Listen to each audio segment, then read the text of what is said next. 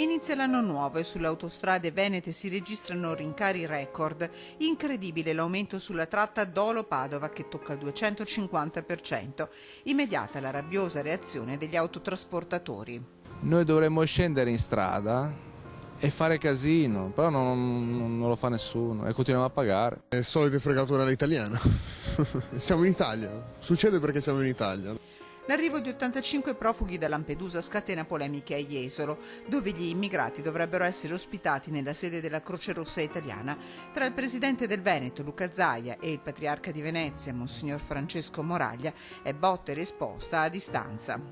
L'appalto per la pulizia delle scuole, vinto a ribasso dalla Manutencoop, lascia di fatto gli istituti sporchi e inagibili. Protestano i sindacati, i genitori scendono in strada.